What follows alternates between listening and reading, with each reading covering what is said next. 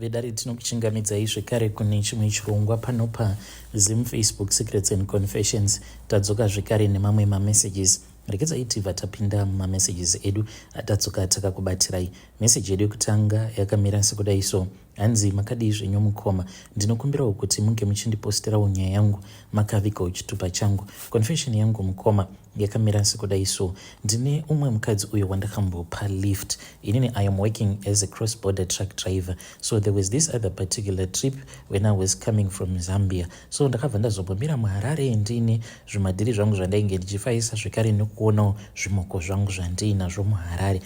Tapedzerana paya ndopandakabva ndachizopinda hangu muroad. Zvino ndakazoti ndava muroad mukomanashi ndopandakabva ndazoona umwe mukadzi ainge akamira paside peroad. It was somewhere just after 5 p.m.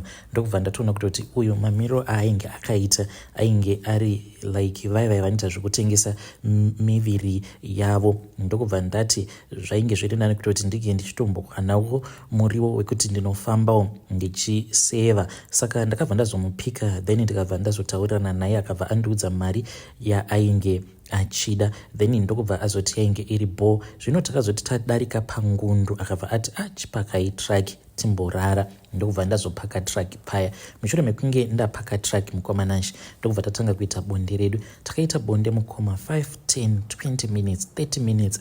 Takati zvino tava kunonanavira mu1 hour tichingoita bonde. Apa yainge iri first round. Ndikabva ndati kochiko chiri kumboitika kwandiri. Ndainge ndava kutoti zvimwe kuda musana wangu ndiwo wainge wasimba all of a sudden, because on that day ndainge ndisina kana Congo dust kana kuti mimwe mishonga iyi maguchu atinomwa ekusimbisa misana kuti unge uchitorawo nguva yakareba uchiita bonde.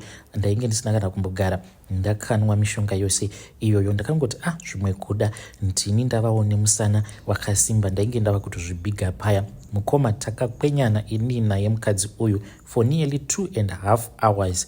Zvino mukoma pandakazomuti naiwe ko hausati waneta here, nekuti iye aitorakidza kutoti ainge achida more. Iniwo ndichirakidza kuti handisi kukwanisa kuti ndinge ndichiburitsa hurume hwangu. Mukoma ndopandakabva ndangoona chihutsi. Ndakabva ndavhunduka ndokubva ndarohwa nekachando. Ndakabva ndatarira mukoma ndikabva ndaona kuti ndainge ndisisiri mutrack but ndainge ndiri pachuru. Mukoma nashi zvakaitika ipapo nanhasi it still confused me, nekuti ndainge ndakagadha churu, ndakatobairira sikarudzi yangu muchuru imomo ndichiita bonde. Ndakati ndazotarira kudai ndava kuzvivhenekera ndikabva ndaona kuti zvandainge ndatosvuuka sikarudzi yangu. Ndakaita 2.5 hours ndiri busy ndichingokweshana nechuru. Vedari ndo message iyo yandakatumidzirwa ichibva kuna mukoma vedu. Ngatizamei kuti tinge tichitaura navo mukoma vedu ava mucomment section. Zvakangooma hazvo vedu we. Rekedzai tibva taenda panyedu inotevera.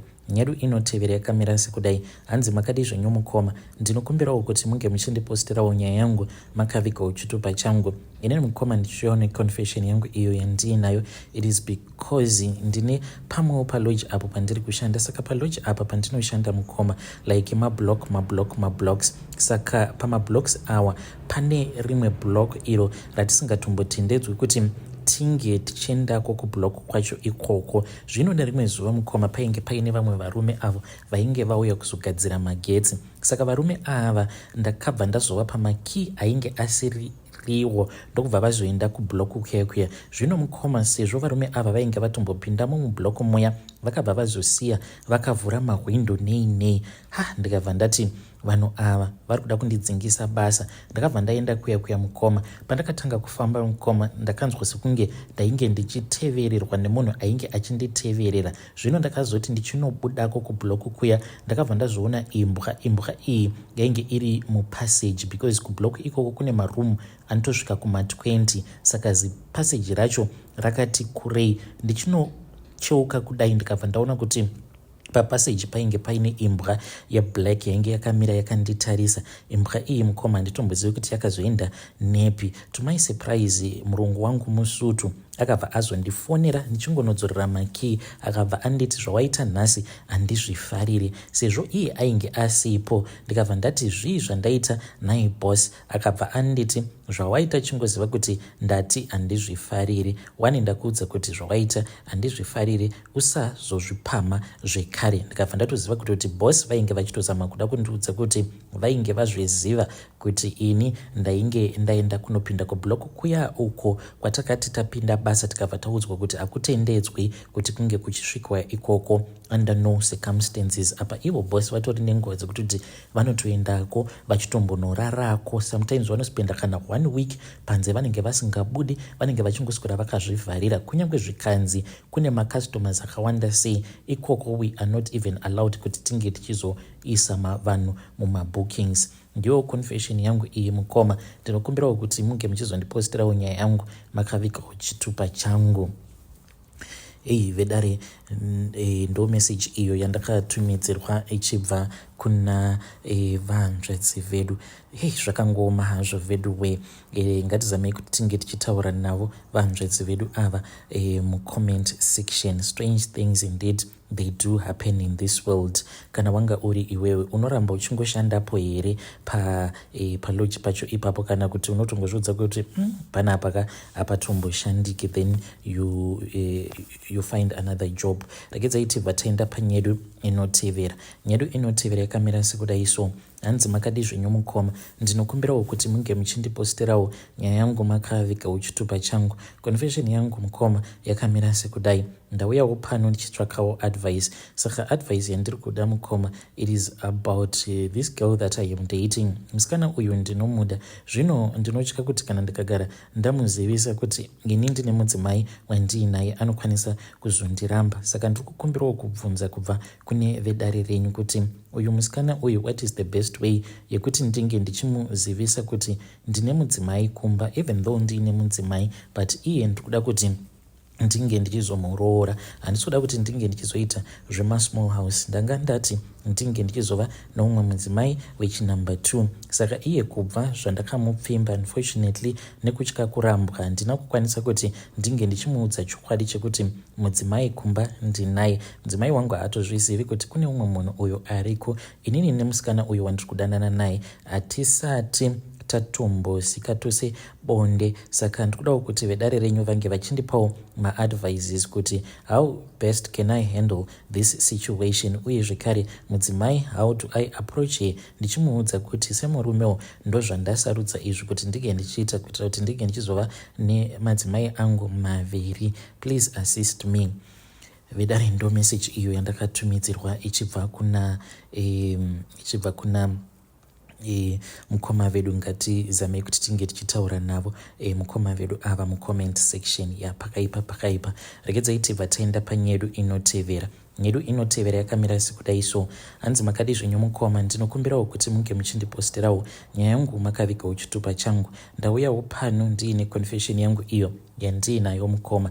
Inini ndiri mudzimai uye zvekare ndine makore 48 years ekuberekwa. So ndakazotorealiza iko zvino zvindakura kuti chakakonzeresa kuti ndisazokwanisa kuenjoya marriage yangu yainge iri nyaya yekuti handina kumbogara ndakanakidzwa nemurume. Now that I am old mukoma, ndo pandazofind out kuti inini I am attracted kune vamwe vanhukadzi vakaita seni. I know kuti vedare renyu vachapopota, vachandituka, vachaita sei, but ndo chokwadi changu icho mukoma nashi chandiinacho kuti I just realize kuti ininiwo I am attracted to other women like me. Mukoma nashi ndakaroorwa apo pandainge ndichiri ne20 years ndokubva ndapinda mumarriage. I was expecting kuti ndainge ndichazonakidzwawo nemarriage yangu, ende ndinorwadziwa because murume wangu akasvika pakufa asina kumbogara akaziva umwe munhukadzi, but pandiri pacho ainge asingakwanisi kunakidzwa naro bonde because taiti kana nguva yaiya yekuti tinenge tava kutanga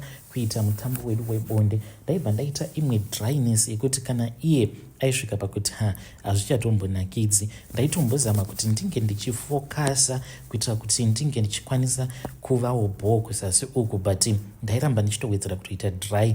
Ndainge ndisingatozivi kuti chaikonzeresa dryness iyoyo yainge iri nhau yekuti ini semunhukadzi ndinofilawo vamwe vanhukadzi. I know kuti vedare renyu vachandiblema, vachandishora, vachandituka, but ndo chokwadiwo changu icho chandiinacho chakazoita kuti ndinge ndichizosvika pakufind out kuti I think kuti inini ndinenge ndinofila vamwe vanhukadzi. Nerimwe zuva ndakangotiwo semunhuwo anongogara ari ega, ndainge ndakaboyekana ndichitoona zvangu mavideos online, ndopa ndakabva ndazoona vamwe vakadzi vainge vachitsvodana. Ndakangonzwa imwe feeling, zvino ndakati ndanzwa feeling kudaro ndikabva ndati zvino ndichamuwanawo kupi munhu anoitawo feeling seyandiinayo. Ndini uyo ndikabva ndazongotanga kungotsvakawo malingi. Ndakati ndiri mumalingi kudaro ndikabva ndazojoina pane rimwe group iro randisingadi kudoma hangu nezita, rine mukurumbira chaizvo.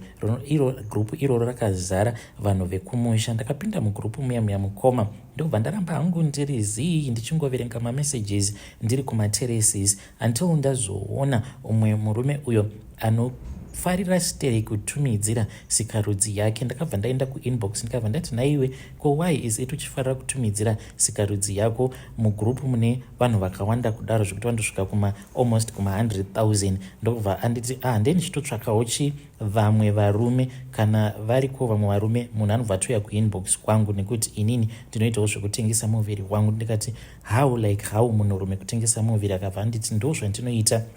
Akabva anditi iye ingochani inotengesera vamwe varume vanenge vari married vasingadi kuzivikanwa kuti ndo zvavari. Ndikati saka muindustry menyu umo unoreva here kutoti vatorikowo vakadzi vanoita zvekutengesawo miviri yavo but vasingatengeseri vanhurume vachitengesera vanhukadzi? Akabva ati I know a lot. Akabva azondibvunza kuti ndainge ndiripi, ndikamuudza kuti ndiri muHarare. Akanditi it is very unfortunate, dai manga muri mugweru maifa nawo mastudents epaMSU. Ndikabva ndati saka unokwanisa kundipawo here macontacts? Akabva azondipa contact yeumwe uyo ariko kuMSU. Akabva anditi chitongotaurira naye. Saka ndakabva ndatanga kutaura naye musikana uyu. So iye akabva azondiudza kuti ane 19 years. Ndokubva ndatotanga kutodanana naye musikana uyu. Takatanga tichadanana pafoni kudzamara azonditi zvinoita here kuti munge muchindisira mari ndimbouyako kuHarare? Ndikatoti mbavha dzedzi dzatanga. Ndakabva ndazomuisira mari akabva auya kunoku kuHarare. Zuva rakasvika kuno kuHarare mukoma, zvinhu zvatakaita kana nanhasi uno dai kwanga kuri kunziwo ndakakwanisawo kuenjoya like that with my husband. Kana denga ndaikwanisa kupinda, but kubva zvandakaroorwa mukoma murume wangu achizonoshaya ndikambozama kupindawo marelationship nevanhurume ndikatongoona kuti it is the same. Ndaitoti maybe I am someone who is cursed, but mushure mekunge ndazodananawo neumwewo munhukadzi seni ndakabva ndatoona kuti maybe I am not cursed after all, it is just how my body is operating. Vidari ndo message iyo yandakatumidzirwa ichibva kuna vahanzvadzi vedu. Ngatizame kuti tinge tichitaura navo vahanzvadzi vedu ava mucomment section. Regedzai tibva taenda panyedu inotevera. Nyedu inotevera yakamira sekudai. Hanzi makadi zvenyu mukoma, ndinokumbirawo kuti munge muchindiposterawo nyaya yangu mukoma yakamira sekudai. Inini ndinoshandawo paflea market. Mukadzi uyo wandinoshandira munhu wekuti ane mari dzake, like izvi zvekurana maflea markets, she does not do it because iye haana mari, but akatongoudzwa nemurume wake kuti munhu wemunhukadzi anofanira kuti ange achiva ne-side hustle. Mukadzi uyu in most of the things haatomborina kana problem, but mari haibudi mukoma nashe. Like kana ndikakuudzai kuti iko zvinozvi mwedzi wakazopera, it is now musi wa7 mukoma, handisati ndapiwa mari yangu. Zuva chairo rekuti ndinoti iri ndo payday rangu handitomborina zvachose. Saka ndikudawo kuti vedare renyu vange vachindibatsira. So far ndine umwe mukadzi uyo wandakataurirana naye. Mukadzi iye anoita zveun'anga, like zvechiprofita, hatombonyatsokunzwisisika. Ndakabva ndamuudza ndikati bosi vangu ndo zvavari, dzimwe nguva vanokwanisa kukupa half pay this month, half pay next month, but mukoma nashi apa ndikutaura nezvevanhu vekuti vane mari anongoita kutsinya, kuyawe kutsinya kungoti anoda kungokuona uchingostruggle, uchingosafa chete. Saka munhu uya wandakataura naye iye akabva anditi aiwa ainetsi, iwewe kana kuri kunzi unoda kumurwadzisa mukadzi uyu, ndinokwanisa kuita zvinoita kuti unge uchizotanga kudanana nemurume wake, ende tinobva tagadzira murume wacho such that murume wacho anobva atoramba kutoramba mhuri yake, kutofuratira chaiko mhuri yake, obva atouya kwauri. Saka iwewe sarudzo ndeyako, chingondiudza anything that you want I can do for you. Uye zvekare vakatonditi ndinokwanisa kuzotokubhadharisa mushure mekunge iwewe zvinhu zvako waona kuti zvaita. Saka the day randainge ndichida kuendako mukoma, I don't know kuti ndimwari here kana kuti, because ndine imwe friend yangu futi uyo ainge akaendawo ikoko kunogadzirisa murume wake. Murume wake mukoma akapenga, akaita almost 2 days akakira murume wake mumba, murume wacho achitopenga, kutopenga chaiko zvokuti pandakasvikako mushure mekunge andifonera, since I was the only one who knew kuti ainge akaenda kumba kwavo goko vaya ndakabva ndatosvika ndikatoona kutoti kuinga kwani murume wacho ari kutopenga and he was being violent zvekuti iyo friend yangu dai kwanga kuri kunzi ainge asina kukasika kufunga, angadai akatourayirwamo mumba. By the time patakazosvika kuya ndakabva ndatoona kutoti murume wacho ainge aitira tsvina pasi, achidya tsvina yai achiti kana ndikangodya tsvina iyi ndichabva ndarutsa mazimishonga andadyiswa nemukadzi. Zveshuwa mukoma akangoti achingopedza kudya tsvina iya ndokubva arutsa, akabva atotanga kutorikavha, ndokubva atoita right paya. Saka goko ava manje ndiri kutya kuti mishonga yavo kana yakambopengesa murume wemukadzi uyu, maybe ininiwo ndinokwanisa kuzoitora mishonga iyi, then murume wabhosi wangu obva atotanga kutopenga. Please mukoma, kana mukaposta nyaya yangu ndizivise ndichange ndichizotevererawo mucomment section. Hey, vedare ndo message iyo yandakatumidzirwa ichibva kuna vanzvadzi vedu. Ngatizamei kuti tinge tichitaura navo mucomment section. And I think kuti vanzvadzi vedu vanofanira kuti vange vachitongo ita that decision yekutotanga kutsvaka basa. Zvagara basa rinotsvakwa uri pane rimwe. Kana mukaona kuti mawana basa muchikompare, mobva maenda mobva manotanga kunoshanda ikoko, because kana muchiti ivo vane mari dzavo but havakubhadharai in time, hamutombozivi kuti chikonzero chinokonzeresa kuti vasakubhadharai in time, what is the cause. Saka imimi kana muchikwanisa chitangai kutsvaka basa, muchitotsvaka basa muripo pabasa ipapo. Asi vedare ngativabatsirewo vanzvadzi vedu ava mucomment section.